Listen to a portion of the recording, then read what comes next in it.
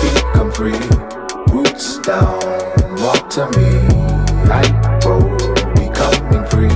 Connect to earth, root down, discover purpose, become free. Roots down, walk to me. I roll, becoming free. The water is action, persistence, practice.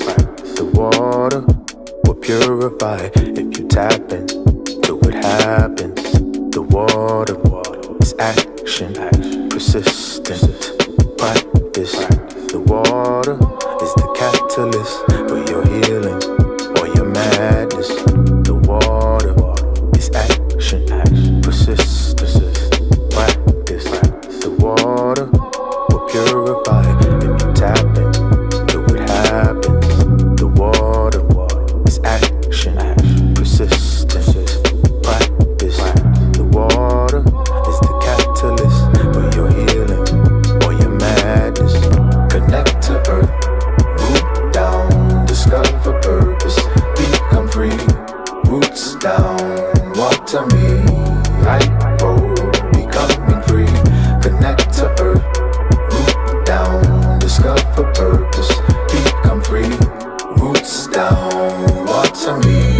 I roll, becoming free. Mother Nature showed me what's inside of me. Mother Earth let me know that I'm always a king. And no matter the doubts or questions, second guessing, feeling down and out, that at all moments I'm a walking blessing. And seeking that connection with the divine, had to turn to the sun and get outside for some time. Slip the plug to the wire to keep me glued to the line of the cellular device that's in my pocket all the time. Had to shut it down, turn it off, disconnect, unplug from the draw, connected to the spirit in its soul. Losing my mind and finding my soul at the doorway to the innermost peace that I'll ever find when I go. Connects me to the spirit in its soul. Losing my mind but free in my soul. Connect to earth, root down, discover purpose, become free. Roots down, walk to me. I roll, becoming free. Connect to earth, root down, discover purpose, become free. Roots down, walk to me.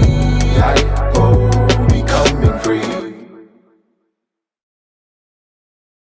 I am Community Clo of Radio 1 Richmond stations. And here at Urban One, we are Black 365. But in February, we're always, and we will always continue to go a little harder and do something extra special to celebrate Black trailblazers of yesterday and today. This year, our Black History Month theme is Black Excellence, how it started versus how it's going. All month, we have been leaning into this popular social media trend as a celebration of where Black people have come from, how it started, and then building a generational bridge to Black people who are accomplishing great things within the same field today, how it's going. For example, Maya Angelou is perhaps one of the most popular and notable Black writers in our history. How it started, who blazed trails and inspired the hearts and minds of generation of young Black creatives to read, write, and create. Enter world national youth poet Amanda Gorman, who was recently named as one of Time Magazine's Phenoms. How's it going? This evening, I have some very special guests joining me to have this great discussion. Black art, how it started versus how it's going. And of course, we can't talk about art without some artists, right? So without further ado, I want to bring out our panel of creative masterminds to the virtual stage. Muzi Branch, come on out. Good. How you doing? Good to see you, Chloe, and glad to be here. All right. Clinton Helms, come on out. Hello, good to see you and glad to be here. All right, good to have you here. Chris I.D. Jeter, come on out. Hey, how are you? Thank you for And having me. I'm sorry to say Hamilton Glass couldn't be with us this evening, but anyway, we just wanted to shout him out. And also joining us tonight is Crystal Lowry, events manager at Main Street Station. Come on in, Crystal. Hey there. Thank you for having me. That's right. I want to thank you all for being here. Tonight's panel wouldn't be possible without the sponsorship and support made in part by Crossroads Art Center. And coming to the stage now is the owner of CAC, Jenny Kirby. Thank you very much. I'm happy to be here. Wow, this is a great, great night. So, since you're the last on the screen, I get to be the first up. you get to be the first up. So, Jenny, tell me about this Black History Month exhibition an artist called Crossroads Art Center is hosting this month. Well, believe it or not, Crossroads is going to be celebrating our 20th year anniversary in May. So, with that being said, I am in James Bassfield's studio, and James and I started this adventure 20 years ago, and I'm continuing it on. He's been retired for about 12 years, and James is African American. So my thought was, what a better way to celebrate our 20th, he and I together, and also celebrating Black History Month. And at first, we were just going to do this online and just do it virtual. And then I started talking with Crystal, and we're like, wait a minute, we may have an idea and something that we can do together and pull in the city. So that's how it started. The online exhibition, and it's going strong. You all also got the city of Richmond involved. You touched on it, involved as well, right? Jenny and Crystal, elaborate a little more on that, the city's involvement. So I met with Crystal, and she's like, hey, I've got a gallery space at the Main Street train station. Would you like to do this virtual as well as live and do it there? So Crystal, you talk about the gallery there. It's beautiful. Yes, thank you. Just what Jenny said. We've got this beautiful gallery space here at Main Street Station that most people don't know we have. You know, when we've been pretty quiet with COVID, we haven't had a lot of foot traffic. So we really wanted to figure out a way to get people back into the station. And art is such a great way to connect with people. So I had the pleasure of connecting with Jenny, and she told me about this online show, and it was just an easy fit. It was an easy yes. Right. To host them here, and we're really excited to have people back at the station. Well, Crystal, it sounds like a sweatless victory coming together like this. Is all art created by Black artists considered Black art? This is a question for you, Muzi. Thank you, Clovia, and that's a wonderful question. It's a wonderful question because we do separate the two. Black art is a genre and a discipline all unto itself. Black artists are also the creators of Black American art, but they also create other art forms. So everything that a Black artist creates is not Black art.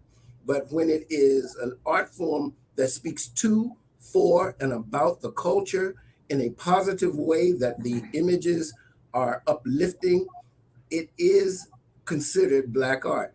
This goes back to the Harlem Renaissance period, when James Porter and Elaine Locke, for sure. Elaine Locke was considered the father of the Harlem Renaissance. But this was a period when African Americans were claiming their Africanness. They were called Ethiopianists because we didn't choose just one place in Africa. We chose the entire continent because we could not tell where each of us originated. So we just claimed the whole continent, and we just call ourselves African American. And that is the culture that has been created here by the Africans who were enslaved and came out of slavery and developed a culture separate and apart from what I would call the dominant culture. So there is a difference between what we would consider African American art and Eurocentric art. I often say it's like jazz music. Jazz musicians who created this idiom use the same instruments or the same European instruments to create a whole new genre of music to express what was happening in the Black community. And it is the same thing with Black artists. We use the same tools as European artists, the canvas, the sculpture. We use the same forms, but it has what I call soul. And sometimes you can't even define soul. It's beyond cool. It's beyond, it is who we are. It is the essence of what Black culture is. We call it soul. And so there is a difference between what a Black artist is. I'm a Black artist. For example, if I created a Native American totem pole in my studio, and it adhered to everything that the Native Americans do on their totem pole, I could not call that totem pole Black art. It would be a Black artist making a Native American artifact. Okay. So what happened in the Harlem Renaissance with the Harmon Foundation, they had Black art shows, or what they would call Negro art shows. But any art that was made by a Negro was put in that show. Meaning if you painted a vase of flowers, it was put in there because the artist was Black. So it was making it a racial art instead of a cultural expression.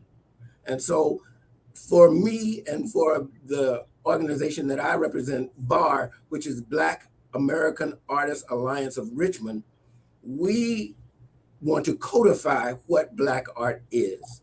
And it is an art that speaks to, for, and about the culture. And I could go on, but I'm going to stop there. Let some other people answer some questions. Muzi, this is great, and I thank you so much for that response. Now, in the spirit of Black History Month, are there any Black historical moments, experiences, or artists that have influenced your art? Let's go with you, Clinton. I would say that for as Black artists that I emanate to would be some of my past instructors at VCU. Okay. When I started in the arts back in the 70s, I didn't know many African American artists until I started doing art history. And coming to VCU, I met Mary DePillars, who was the dean at the time. And that was a cultural shock to me in a sense, because I wasn't expecting an African American to be heading that department. Well, that was also a motivational factor for me to continue making art. In doing so, it opened the doors for me in a lot of different areas. I later had the opportunity to meet Alex Bostic, Robert Foster, and Donald Early, who were all African American artists and teachers at VCU. So that encouragement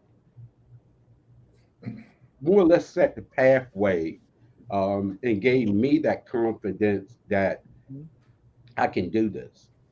And as an African American artist, I always try and strive to paint what I feel that represents, art to me. I'm an African American artist, but I don't, like Musa say, I don't necessarily make African art. Right. As you can see, I dabble in landscapes, aviational art, portraits. I have this love-hate relationship with abstract art. No offense, no offense. But I use abstract elements in my art. Yeah.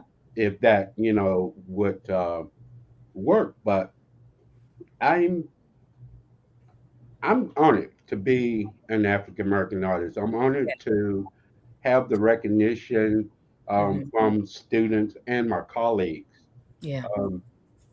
And I had this, I said this prayer a long time ago when I was doubting myself in my art. I asked God, I said, if you give me this opportunity to do this, I am on this journey wherever it takes me or wherever you lead. And that was over 20 years ago.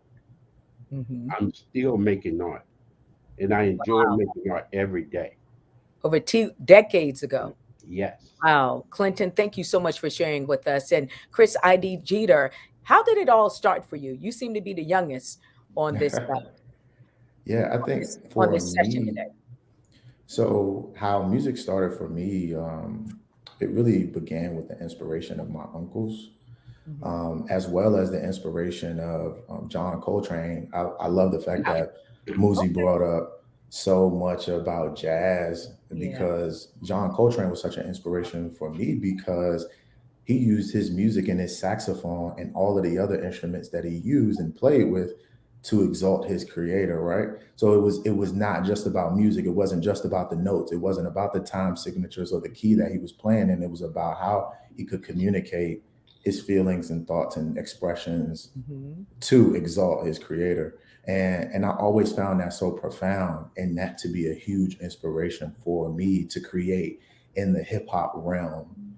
Um, and it all started for me with my uncles, one of my uncles who was a rapper and had cassette tapes that I would listen to over and over and over again That's to a like cassette hear tapes. how Okay. he exactly how he structured his how his cadence was. I really studied my uncle. And then I had another uncle who would give me CDs of rappers and different albums that he thought I should listen to. Nas's Illmatic, Jay-Z's Reasonable Doubt, and different classic hip hop albums that I needed to hear. And so, beginning that process of writing in around third grade, it was a huge inspiration for me to have all of these three people, John Coltrane and my two uncles, in my space, to be able to push me to say, "Hey, do this thing," and to have confirmation from my English teacher in eighth grade, Mr. White, to have a black man tell me, "Hey, no, you're a prolific writer. Keep Yeah. doing that." Yeah. And so all of these things continue to affirm me, Yeah. and it really built the basis of my last project, Identity: Return of the Free, because for so long I hid that that side of me, that Mhm. expression of a John Coltrane in hip hop form, because I felt like I wasn't ready to share that with the world. However, now it's like, hey, return of the free. Let's go back to who I was when I was younger and I wasn't afraid to share, and let's share out loud. So that's how my journey began and has evolved. Return of the Free. I love it. 1111. What does that mean? So my project was released on November the 11th in 2021. So 1111 not only represents just the alignment and the connection of the process and the journey it took for me to be able to release this project, but it also just, it's almost like a call back to center when people see it, like 1111, reconnect to self, ground down. What is it that needs to be expressed and moved through in your life? Because that was a process that I took to share my project. You know what I love most? 1111 always reminded me of that. This is great, and I am so honored to have you here because my daughter is an instrumentalist. She doesn't call herself a drummer anymore, and her writing ability came to light in the third grade as well. And so, all genres of music, from the West Montgomerys, that's her drop, and she's 15 now, so I can definitely Amazing. relate to it, to understand that most of our instrumentalists or artists become great writers, and that is what's so needed. So thank you so much for sharing. And I also want to hear from our other artists. Muzi, let's get back to you. When did it all start from you? You were a musician and also an instrumentalist, and you're doing your artwork too. Well, I will say this. Thank God for Black mothers. My mother encouraged us to be creative and to follow our dreams. Yeah. From the time I would say that I could pick up a pencil, she encouraged me to draw. My father could draw. He also played piano. And so it came, I guess, sort of natural that I would Yeah. be in the arts. But my mother would even buy my early drawings and put them on the refrigerator. 25 cents back there, back in, I'm 69. 25 cents for a piece of art. I said, I might can make a living at this. And so I pursued art and music as a career. I've gone through many stages in my art career. I studied at VCU. And if you talk about the history of Black art, coming into VCU in the 70s was when I was there. Black art was not in the fore. And so when I came with the imagery that I was painting, I even had professors say, you know, if you take those black images out of your paintings, you might be able to sell some. So there is this barrier that we as black artists have had to break through for imagery, our image. And image is so powerful. Image, you know, when you say the word image, it conjures something in your mind, really, that you imagine. And so the black image is what I try to, in most of my paintings, I am pointedly trying or creating black art, art that speaks to, for, and about our culture. Now, right now I'm working on a series that is totally abstract, and I heard Clinton talk about abstract art, but it's totally abstract. I'm doing from the abstract expressionists of the 50s.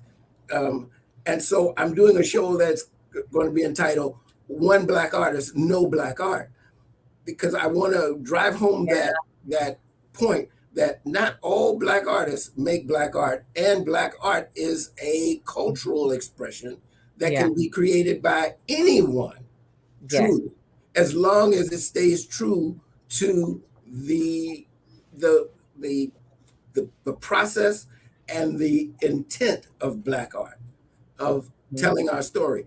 I often say the artists in a culture capture and move forward and record the culture's history. Even, as you know, the hieroglyphs of Egypt, the artists tell the story that the future folks will find.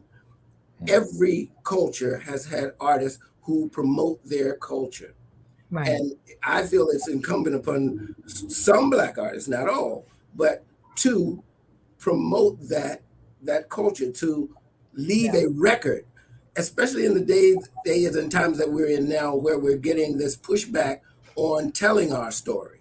This story has to be told visually from an artist, from our artistic and imaginative point of view, that is truthful and honest and unashamedly black about what we put on those canvases. And that's what I've been doing for, I would say, like I said, since I was a child, and now, as I say, I'm 69, still on this journey of documenting black culture visually. Thank you, Muzi. Do you think our art, black art, can just be art? And I know we touched on it a little bit when we're talking about black artists can do art based on different cultures, but at the rate that we're going and we're looking at our art in the future, do you really think, and any one of you can jump in, Jenny or Crystal, you can jump in, do you think in maybe years down the road, our African Americans as artists will just become art? Oh, I know it's something to think about, because if you're a black artist, you're telling the story about a Native American piece, or you're telling the story about maybe a European piece. Well, I will take the question. And I want Jenny and Crystal to jump in. Absolutely. As we move to the future, and we put some of what we have been taught in the waste bin of history. And one of those things is this idea of race, that we connect things to race. I, on the other hand, connect things to culture.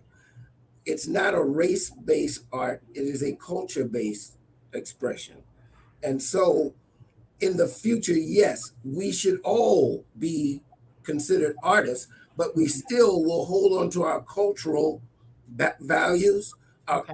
Who we are as a person comes through our cultural orientation. And so there will be a point, I believe, that we as humans will say that we are all just humans, just like you want to say we're all just artists. But culturally, we will always express something a little different from each other, based on our upbringing and who we are.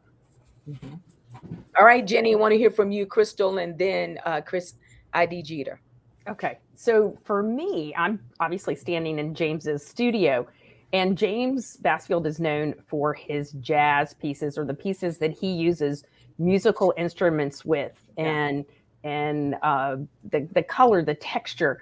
And when you were in his studio, those melt in with the other pieces that he has. So you have no idea, you know, be it race or culture, what James is, except for a brilliant artist.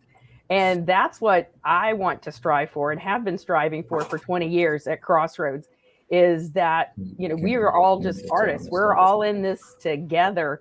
And, it doesn't have to be cultural. It doesn't have to be, black, white, somewhere in the middle or whatever. It is, art is for artists and for art's sake. And it's an interesting question because, and most of most of the folks on the panel know me.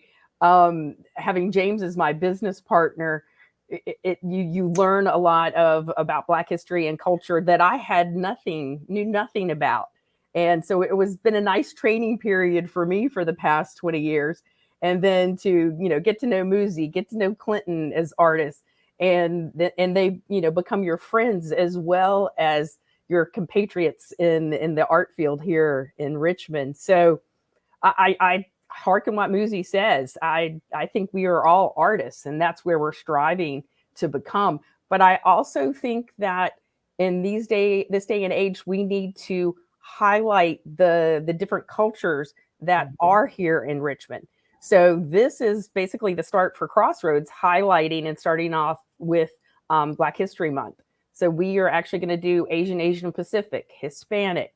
We're going to do Indian from India. And we're going to also focus on, I know there's another one, American Indian and Indigenous population. So we're taking this year to open our doors and really hone in and take a focus on these cultural groups. And that gives them a voice that they may not think they have anywhere else, but they have it at Crossroads. All right.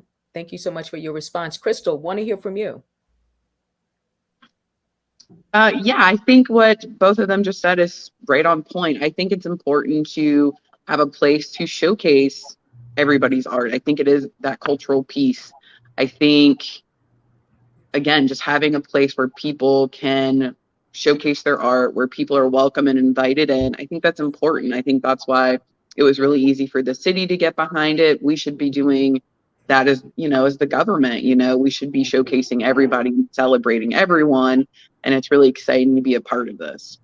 All right, Crystal, thank you so much. Okay, Clinton, want to get back over to you. Where do you see your art going? Well, I see my art. I made this statement some time back. I see my art in everyone's home that appreciate what I do. And again, I agree with everything that was said. When I make art, I try to communicate my thought or my idea based on color, my use of color in the piece. And I see my art just taking off, and it is beginning to show now that it's going to do that. And I have faith in God that it will. I'm currently working on several things, and I'm branching out into sculpture right now. Okay. And so I see my art being in the homes of many people of all nationalities. Wow. So I'm going to keep striving to do that, and hopefully that dream will come true. Clinton, sounds like your art is evolving, it's going forward, and you're working on projects. Thanks for sharing. Okay. All right, Chris Jeter, what projects are you working on, and what's the latest? Yeah, so currently, I am working on. I just came out with the trailer for my documentary Yep. that highlights the process of creating the Identity Return of the Free project, and it's called Identity: The Journey Toward Free. And so working on that, also working on a collaborative music project with one of my best friends who's making waves in music.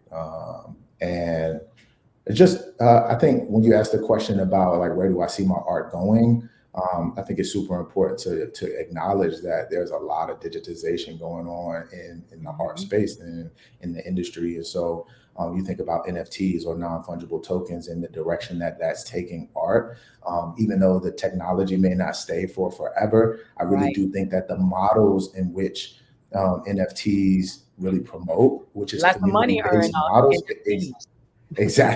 exactly that. But I think even if they don't stay, the models that they're using, the community-based models that they're using, will be here for a while. So trying to allow my art to answer the question, or asking myself the question, what types of experiences can I build around the art that I'm creating that will allow me to develop a deeper connection with the people that are listening or watching or connecting or growing.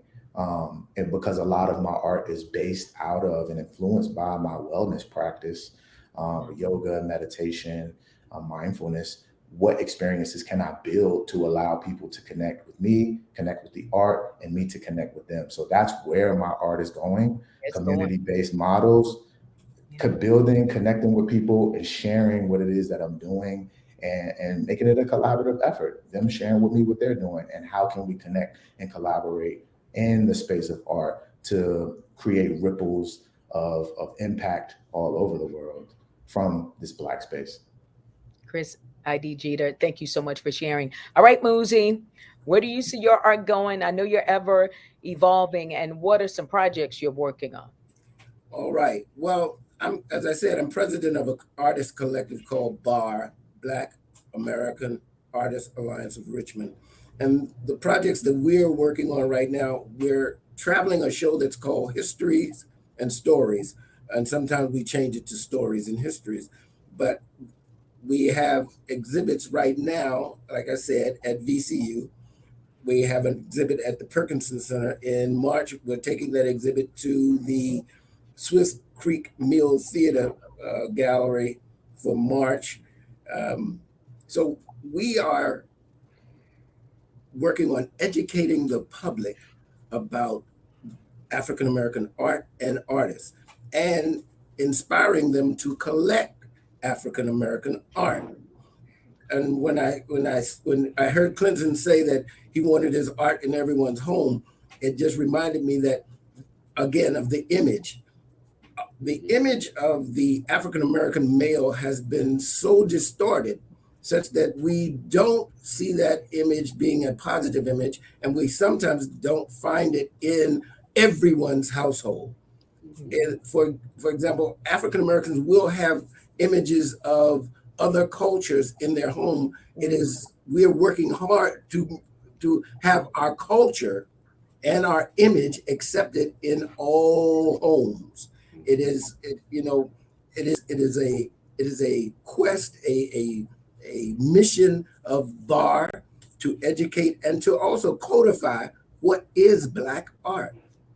So those are the things we're working on. We're also each individual artist is doing so much.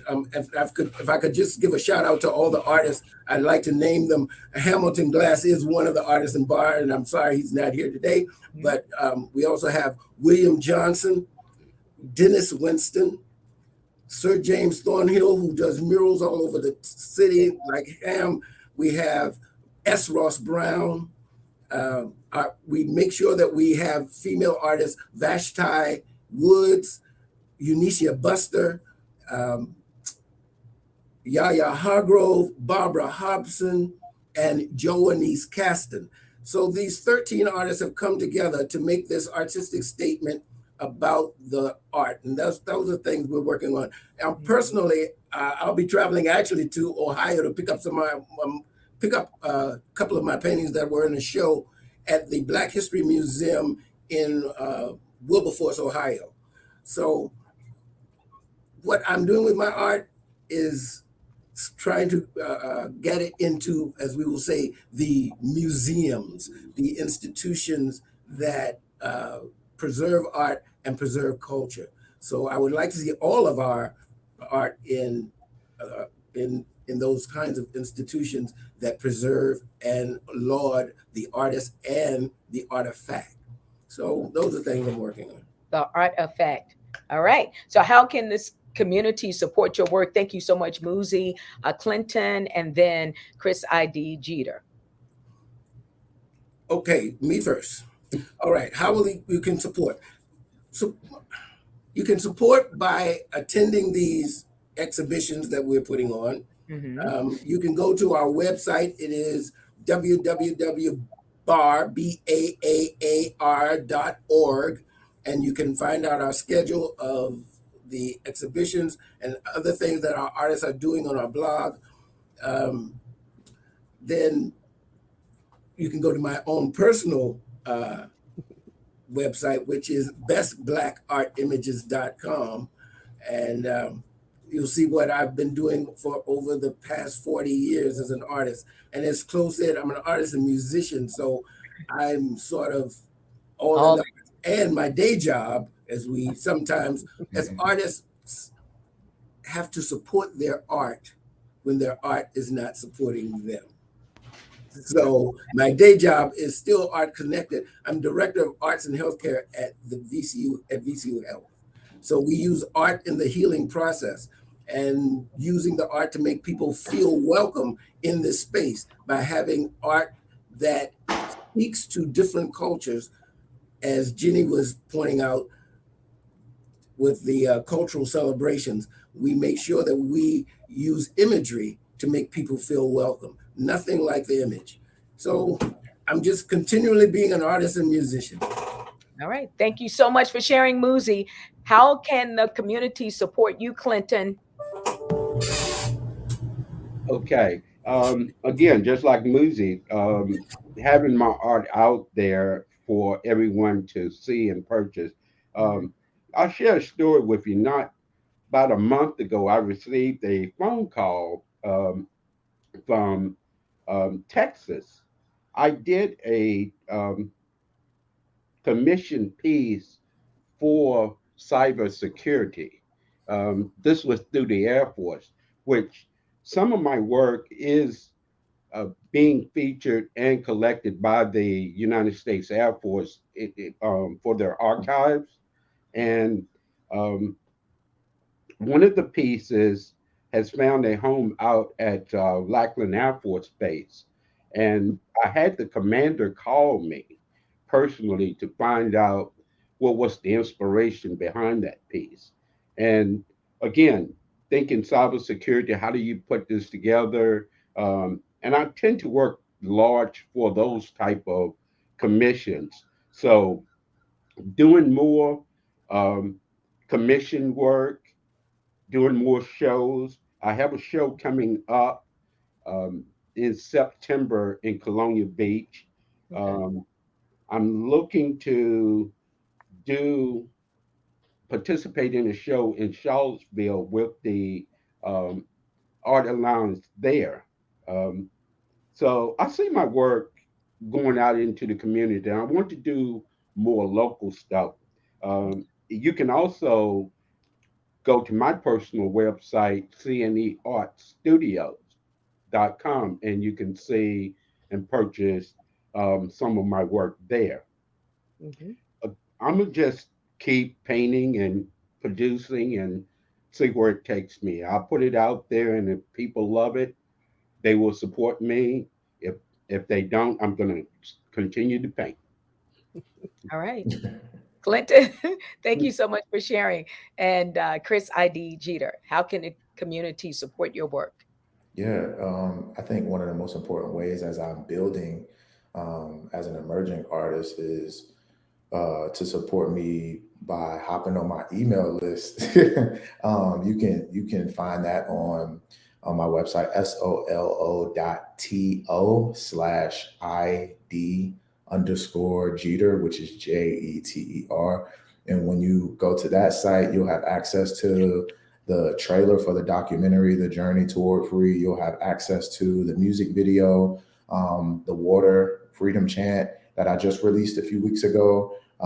You'll also have access to the entire music project, Identity Return of the Free.